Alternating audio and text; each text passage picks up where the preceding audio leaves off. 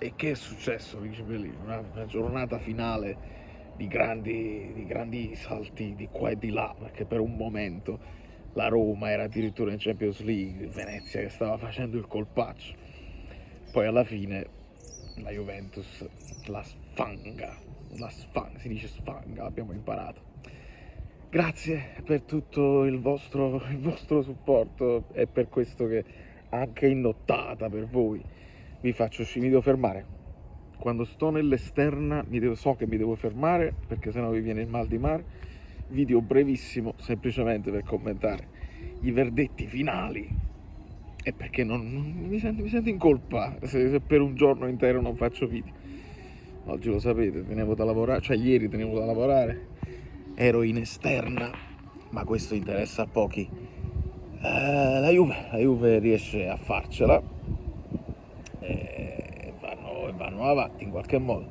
La riflessione purtroppo è quella là. Ranieri ha fatto un mezzo miracolo, per il miracolo intero servivano delle congiunzioni astrali che non dipendevano da loro. Loro hanno fatto il loro dovere, ma il Venezia non ce l'ha fatta e quindi scendono insieme all'Empoli, agli aerei, i rumori incredibili.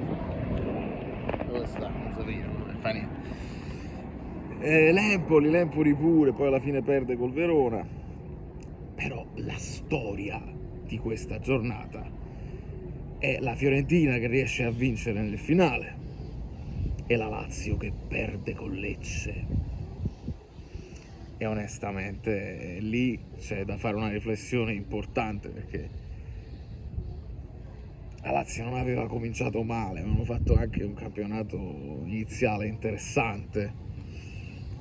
I tifosi della Lazio credo che in questo momento siano in disperazione totale, perché si ritrovano sotto alla Roma, che era in zona retrocessione a inizio campionato, e appena sopra il Milan senza nessun tipo di Coppa Europea da fare l'anno prossimo. Magari la potete pensare come la pensava qualcuno l'anno scorso, senza le coppe ti concentri sul campionato.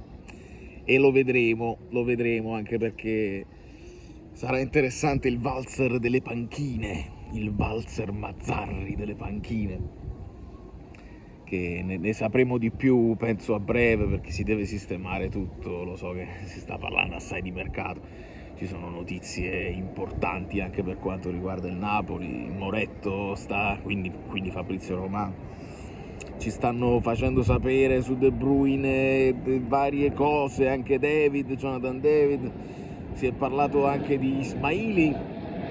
Bisogna riflettere però su Ismaili, perché onestamente sì, ti vai a prendere Marianucci, una scommessa ci può stare, ma facevo questa riflessione con gli amici Bellini e abbonati, cioè se tu vai a pigliare De Bruyne, Marianucci e Ismaili, un po' strano, fa un po' strano, però vedremo. Alla fine cade rovinosamente la Lazio, onestamente, e non voglio essere cattivo, però se dobbiamo stare sempre davanti all'Otito, perché poi se uno fa una riflessione sui presidenti, e quello è uno dei presidenti che onestamente mi fa rivalutare De Laurentiis ogni volta che Lotito apre bocca, ogni volta che prende una decisione. E dico vabbè, De Laurentiis sotto questo punto di vista è un po' meglio. non c'è alcun dubbio.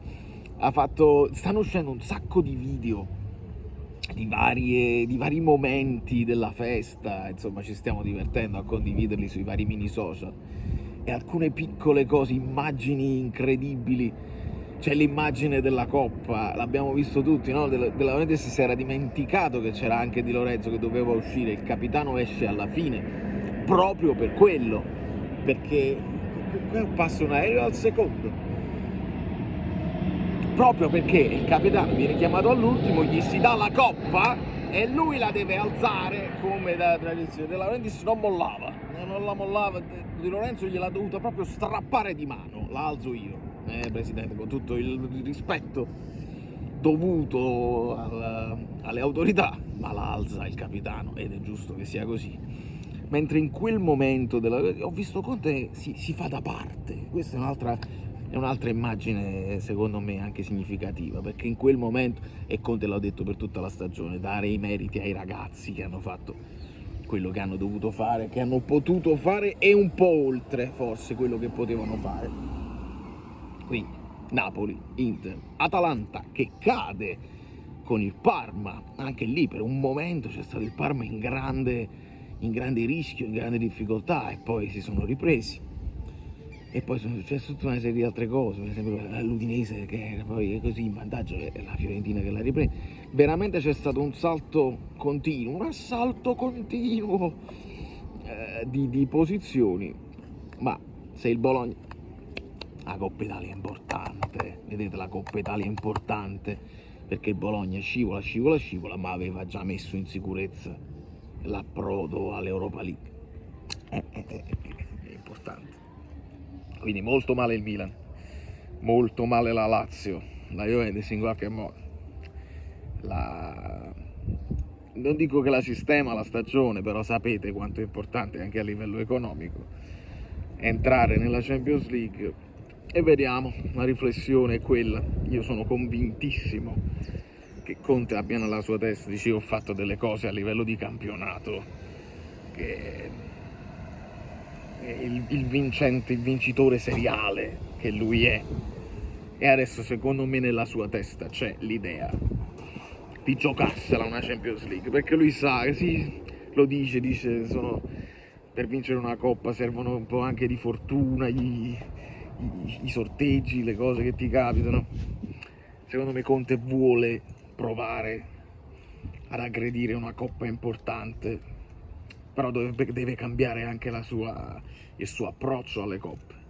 E quindi la riflessione è questa: Conte, vai nella Juve che poi sta in Champions League, quindi puoi andare a provare con la Champions League, ti convince il progetto Juve, i giocatori che hanno, oppure magari questi botti di mercato che il Napoli sta provando a piazzare con un gruppo che conosci, sai dentro e fuori quello che c'è da sistemare, conosce l'ambiente, e quindi ripartire la Champions League te la offriamo anche noi. Sei convintissimo di fare quello che non lo so, penso che lo sapremo da New York, credo sia New York ancora. Valerio Fluido è tutto, vi abbraccio e vi bacio, lasciate un like.